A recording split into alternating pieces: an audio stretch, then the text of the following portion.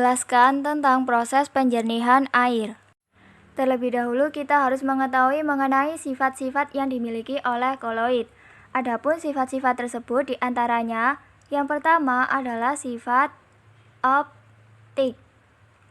Cahaya di sekitar dapat dihamburkan oleh partikel-partikel koloid. Proses penghamburan ini disebut sebagai efek Tyndall. Yang kedua adalah sifat kinetik. Sifat kinetik dikelompokkan menjadi 3 jenis, yaitu gerak Brown, sedimentasi, dan proses difusi. Kemudian yang ketiga adalah sifat listrik.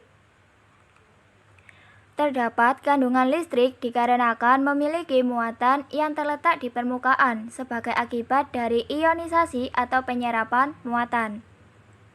Yang keempat adalah adsorpsi. Untuk adsorpsi ini merupakan proses menempelnya ion-ion yang memiliki muatan berbeda di permukaan koloid. Yang kelima adalah sifat koagulasi. Sifat koagulasi merupakan proses penggumpalan yang disebabkan oleh adanya pengaruh panas, muatan yang berbeda, sifat asam, dan lain sebagainya. Sehingga semakin besar muatan yang dimiliki oleh sebuah ion, maka akan semakin efektif ion tersebut mengalami penggumpalan. Yang keenam adalah koloid pelindung. Untuk koloid pelindung ini, yaitu peristiwa di mana suatu koloid atau liofil melakukan perlindungan terhadap koloid lain, yaitu liofob. Selain itu, proses pelindungan ini juga disebabkan karena adanya penambahan koloid yang di dalamnya memiliki muatan ion yang sejenis. Adapun salah satu aplikasi dari sifat-sifat koloid tersebut adalah pada proses penjernihan air. Adapun langkah-langkah dalam proses penjernihan air berdasarkan gambar yang ada pada soal, yaitu yang pertama adalah menyusun peletakan alat dan bahan seperti pada gambar. Yang kedua, menyusun bahan-bahan penyaring dengan runtut dan benar. Yang ketiga, memasukkan air kotor ke dalam wadah atau alat penyaring yang telah disusun tadi.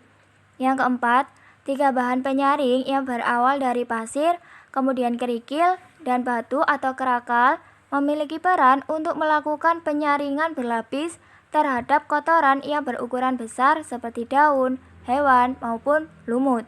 Dan yang terakhir, menampung air hasil filtrasi atau penyerapan yang telah melewati penyaringan berlapis, dan dapat dilihat bahwa air menjadi lebih bersih dibandingkan dengan sebelum dilakukan penjernihan air. Pada proses tersebut merupakan tahap filtrasi atau adsorpsi secara sederhana. Pada umumnya, proses penjernihan air menggunakan tawas, di mana tawas ini memiliki peran untuk melakukan penggumpalan, yaitu menggunakan prinsip sifat koagulasi terhadap kotoran-kotoran yang berada di dalam air kotor.